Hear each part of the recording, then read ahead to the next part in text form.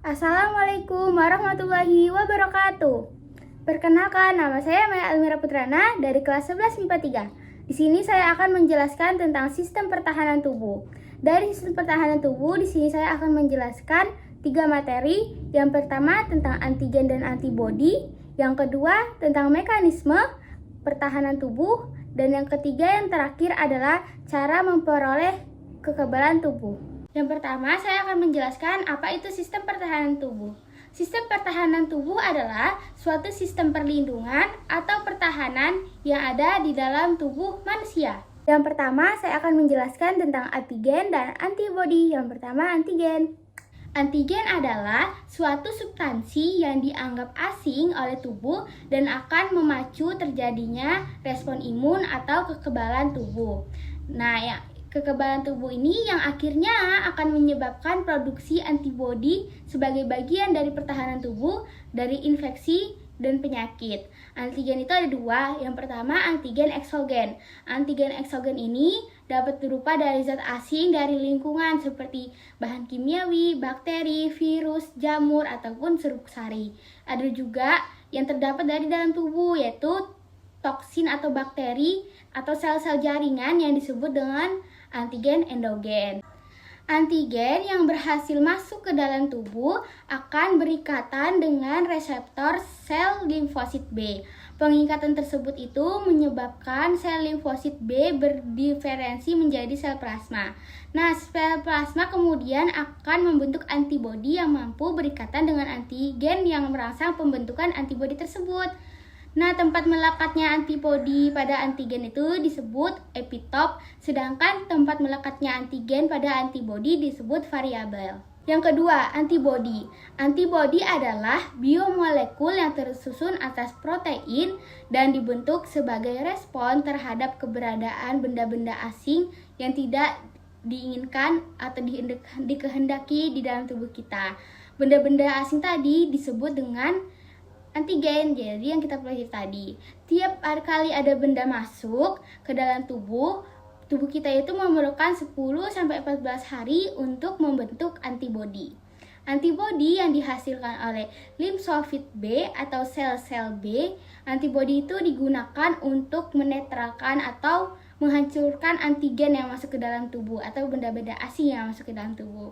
Setiap detiknya itu ada sekitar 2000 molekul antibodi yang diproduksi oleh sel-sel B. Salah satu contoh dari yang melibatkan antibodi adalah ketika kulit kita terkena infeksi karena luka, maka akan menimbulkan nanah. Nanah itu yang merupakan limfosit atau sel-sel B yang mati setelah berperang melawan antigen. Antibodi itu dapat ditemukan dalam aliran darah dan cairan non-seluler.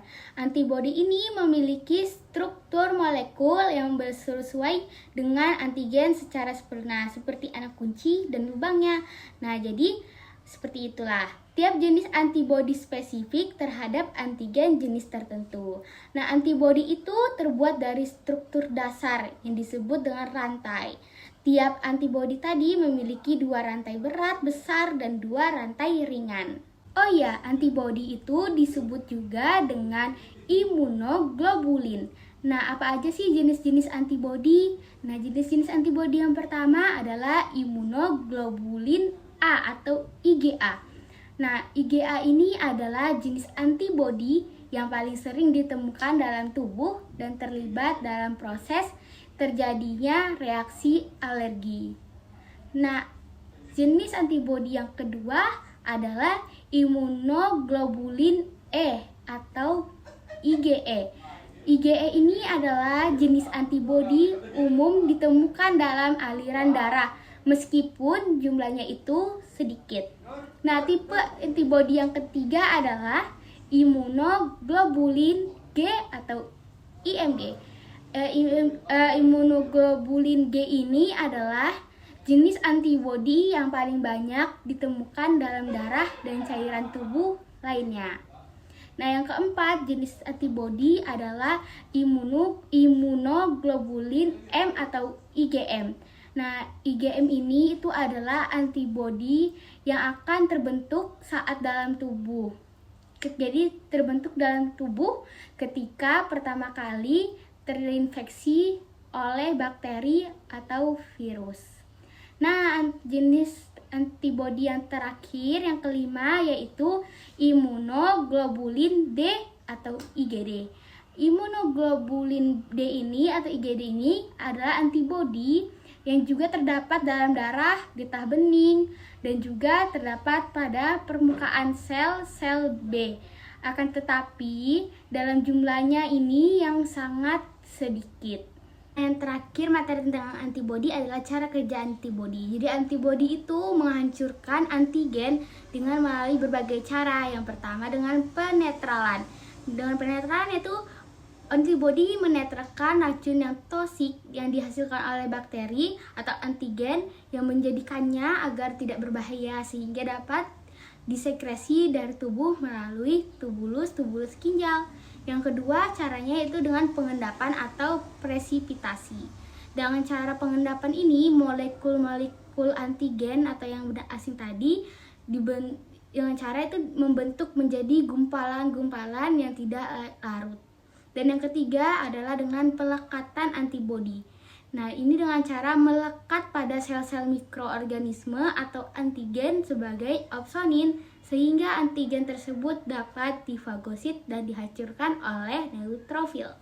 Dan yang keempat, dengan cara yaitu aktivasi protein komplement. Nah, ini antibodinya itu bekerja sama dengan protein komplement dalam plasma, melekat pada dinding sel antigen dan mengidentifikasi mereka untuk sel-sel T.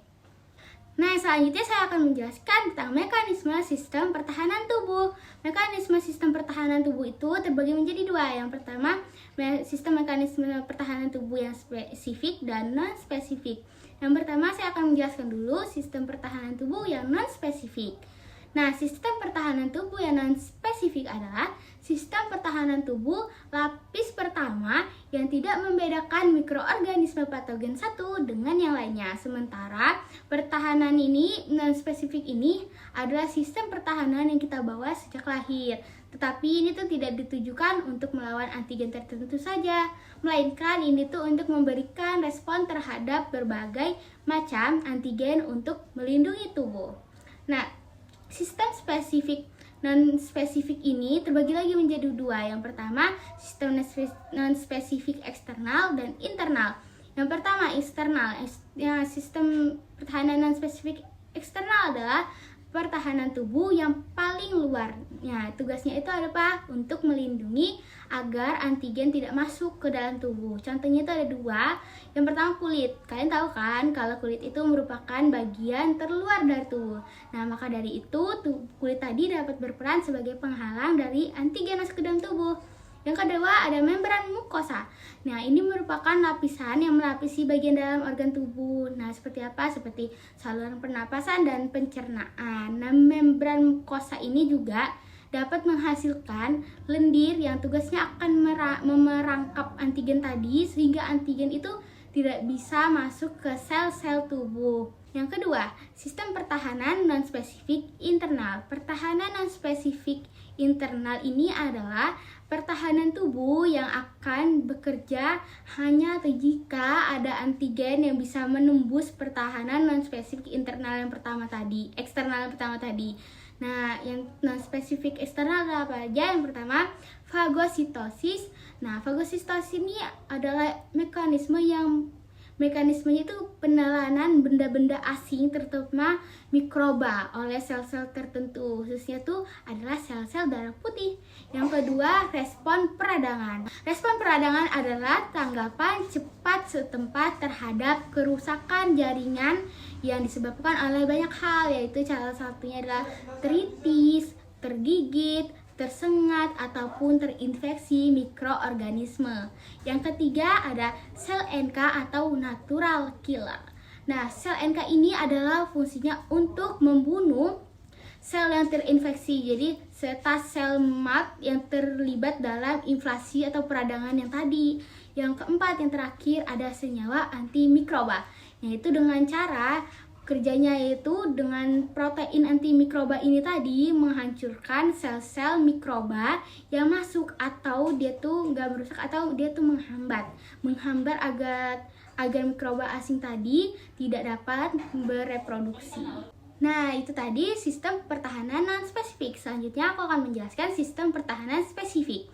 Sistem pertahanan spesifik ini hanya akan bekerja apabila patogen sudah berhasil melewati sistem pertahanan non-spesifik tadi. Jadi sistem pertahanan tubuh ini juga disebut dengan sistem kekebalan tubuh atau sistem imun. Sistem kekebalan tubuh ini dilakukan oleh antibodi yang dibentuk oleh limfosit.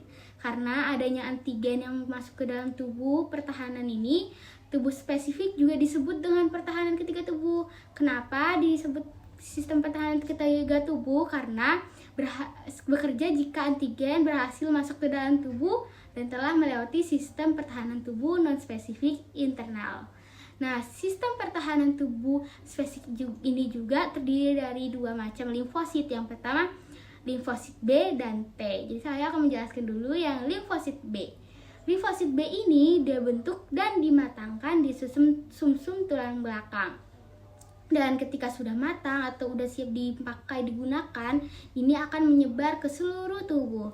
Nah, limfosit B ini memiliki reseptor yang bisa ditempeli oleh antigen. Apabila ada antigen yang menempel di reseptor tadi, hal tersebut akan merangsang limfosit B untuk berubah menjadi sel-sel plasma. Sel plasma inilah yang akan menghasilkan antibodi. Tapi antibodi tadi yang dihasilkan itu khusus antigen yang merangsang produksi sel tersebut saja. Sehingga satu jenis antibodi hanya bisa menyerang satu jenis juga antigen. Nah, yang kedua, limfosit T. Limfosit T ini terbentuk di sumsum tulang belakang juga ya. Jadi namun pematangannya ini terjadinya itu di kelenjar timus. Kelenjar timus ini adalah bagian dari sistem limfatik yang bertugas untuk memproduksi dan menyimpan sel-sel yang melindungi tubuh dari infeksi dan penyakit. Nah, ketika sudah tadi matang, maka limfosit T juga akan menyebar ke seluruh tubuh. Jadi sama seperti limfosit B. Nah, yang terakhir materinya adalah cara memperoleh kekebalan tubuh. Nah, kekebalan tubuh ini ada terbagi menjadi dua, yaitu kekebalan alami dan kekebalan dapatan. Seperti tadi saya akan menjelaskan satu persatu. Kekebalan alami dulu. Kekebalan alami ini adalah pertahanan tubuh dasar yang kita miliki sejak kita lahir. Nah, ini tuh bersifatnya yang non-spesifik ya. Jadi artinya itu memiliki bersifat khusus terhadap antigen tertentu. Nah, sistem kekebalan tubuh alami ini tidak memiliki kemampuan mengingat antigen yang pernah masuk ke dalam tubuh. Nah, komponen-komponennya ada banyak, yang terlibat ada banyak. Nah, contohnya ada kulit, mukosa, protein komplemen, sel-sel fagosit. Sel fagosit itu ada neutrofil, monosit, makrofag. Nah, dan terakhir ada senyawa-senyawa kimia seperti asam lambung, interferon, interleukin, dan enzim. Nah, yang terakhir kekebalan dapatan. Kekebalan dapatan adalah kekebalan yang didapat setelah kita lahir. Nah, komponen yang terlibat ini juga ini ada dua, yaitu limfosit B atau sel-sel B dan limfosit T atau sel-sel T. Kekebalan ini tuh bersifat spesifik ya, yaitu memiliki ingatan atau memori. Artinya kekebalan dapatan ini memiliki rekaman atau ingatan atas setiap antigen yang ditemunya. Jadi jika tubuh dulu pernah terpapar antigen tertentu dalam waktu tertentu, nah maka sel-sel B atau sel-sel T itu tadi akan menghasilkan antibodi spesifik secara lebih cepat dan lebih banyak untuk antigen tersebut. Kekebalan yang muncul karena organisme membentuk antibodi sendiri akibat dari infeksi antigen tertentu yang dinamakan kekebalan aktif. Nah, jadi itu tadi materi tentang sistem pertahanan tubuh, yaitu ada antigen, antibodi, mekanisme sistem pertahanan tubuh, dan cara mendapatkan kekebalan tubuh. Nah, mohon maaf jika ada kesalahan. Wassalamualaikum warahmatullahi wabarakatuh.